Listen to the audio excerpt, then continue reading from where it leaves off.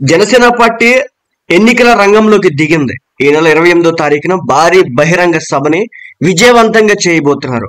కన్నీ విని ఎరుగిన రీతిలో బస్సులో నుంచి జనాన్ని తరలించకుండా, డబ్బులిచ్చి మద్యాన్నిచ్చి ఇతర పార్టీల్లో నుంచి లాక్కు రాకుండా, లేదంటే జనాన్ని భయపెట్టి బామాలి తోసుకురాకుండా కేవలం అత్యంత ప్రేమ అభిమానాలతో జనసేన పార్టీ అధ్యక్షులు పవన్ కళ్యాణ్ గారిపై కొన్ని లక్షల మంది జనం 28వ తారీఖున జరిగే భారీ బహిరంగ సభకి హాజరు కాబోతున్నారు. ఈ దెబ్బతో ఇప్పటి వరకు ఉన్నటువంటి లెక్కలన్నీ కూడా మారిపోతున్నాయి. పశ్చిమ గోదావరి జిల్లా తాడేపల్లిగూడెంలో జనసేన పార్టీ, తెలుగుదేశం పార్టీ ఉమ్మడి బహిరంగ సభను ఈ నెల 28న నిర్వహించబోతున్నారు.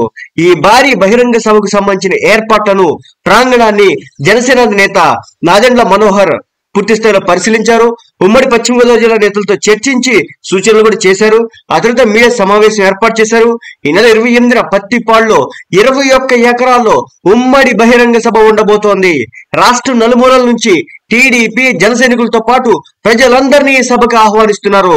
ఈ వేదికపై 175 నియోజకవర్గాల నుంచి 500 మంది టీడీపీ, జనసేన నేతలు పాల్గొంటారు. 6 లక్షల మంది ఈ సభలో పాల్గొనే ఏర్పాట్లు చేస్తున్నారు. రాజకీయ ప్రస్థానంలో ఈ సభ అద్భుతంగా ఉండబోతోంది. టీడీపీ నేతలు కూడా ఈ 3 రోజులు బహిరంగ సభ విజయవంతానికి పిలుపునివ్వాలని చెప్పేసి నాదెండ్ల మనోహర్ సూచించడం జరిగింది.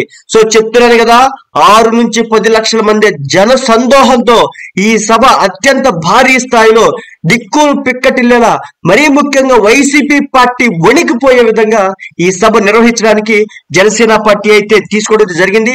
తాడేపల్లికి సంబంధించినటువంటి జనసేన పార్టీకి సంబంధించిన నాయకులు బొలిశెట్టి శ్రీనివాస్ గారు అయితే పూర్తి స్థాయిలో శ్రద్ధాభక్తులతో దీనికోసం పూర్తి స్థాయిలో రంగం సిద్ధం చేస్తున్నారు. మళ్ళీ చెప్తున్నాను, ఈ నెల 28న ఆంధ్ర రాష్ట్ర రాజకీయాల్లో ప్రకంపనలు రాబోతున్నాయి. సిద్ధం సభలతో జగన్మోహన్ రెడ్డి ఇటు టీడీపీని, జనసేన పార్టీపై ఏదో చేసే ప్రయత్నం చేశారు. కానీ అసలు సినిమా ఏ విధంగా ఉండబోతుందో 28న జరిగే సభ సాక్షిగా మీరు చూడబోతున్నారు.